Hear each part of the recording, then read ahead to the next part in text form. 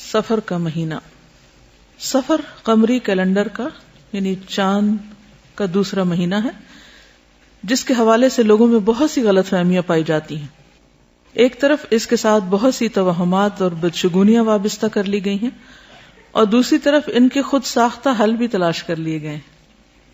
مثلاً اس مہینے میں شادی نہ کرنا، چنے ابال کر محلے میں بانٹنا کہ ہماری بلائیں دوسروں کی طرف چلی جائیں، آٹے کی 365 گولیاں بنا کر تالابوں میں ڈالنا تاکہ بلائیں ٹل جائیں اور رزق میں ترقی ہو، 311 یا زیادہ بار سورۃ مزمل کا پڑھنا، اس مہینے کو مردوں پہ بھاری سمجھنا اور اس کی 13 تاریخ کو منحوس سمجھنا جس کو 13 تیزی بھی کہا جاتا ہے.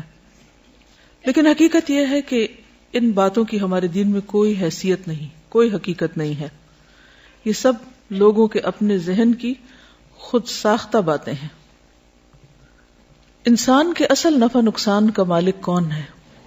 اللہ رب العزت، اور ہمارا اس پر بھرپور یقین ہونا چاہیے. لیکن افسوس کی بات یہ کہ شیطان انسان کو ہر زمانے میں حق سے دور لے جاتا رہا اور اس کو اللہ کے بارے میں، دین کے بارے میں، خود اپنی ذات کے بارے میں، نفع نقصان کے بارے میں شکوک و شبہات میں مبتلا کرتا رہا. اس لیے ہم دیکھتے ہیں کہ ہم سے پہلے اہل کتاب کے اندر بھی بہت سی ایسی چیزیں پائی جاتی تھیں. اس لیے بے حد ضروری ہے کہ ہم سب اس معاملے میں بہت احتیاط برتیں. کسی بھی قسم کی خرافات، توہمات، بدشگونیوں پر یقین رکھنا شرک میں داخل ہو جاتا ہے، انسان کو اللہ کی رحمت سے دور کر دیتا ہے. اس لیے نہایت لازم ہے کہ ہم اپنی زندگیوں سے بھی ان چیزوں کو نکال دیں اور اس کے علاوہ معاشرے میں پھیلی ہوئی ایسی توہمات کا بھی سدباب کریں، ان لوگوں تک بھی پیغام پہنچائیں تاکہ وہ بھی ان چیزوں سے باہر نکل آئیں. سفر کا مہینہ عام مہینوں کی طرح ایک مہینہ ہے. اس میں رسول اللہ صلی اللہ علیہ وسلم نے معمول کی عبادت کے علاوہ نہ کوئی خاص عبادت کی ہے، نہ ہمیں اس کا حکم دیا ہے. جیسے ذوالحج میں حج ہوتا ہے، روزے، صدقہ خیرات، تکبیرات وغیرہ، اور اسی طرح محرم میں 10 محرم کا روزہ رکھا جاتا ہے.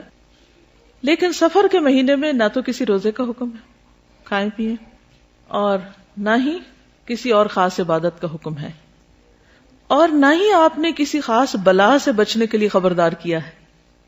کہیں بھی یہ نہیں کہا کہ اس مہینے میں بلائیں نازل ہوتی ہیں یا کسی قسم کی کوئی پریشانیاں آتی ہیں یا کسی پہ یہ بھاری ہے اور کسی پہ ہلکا ہے، ہرگز نہیں، کچھ بھی ایسا نہیں.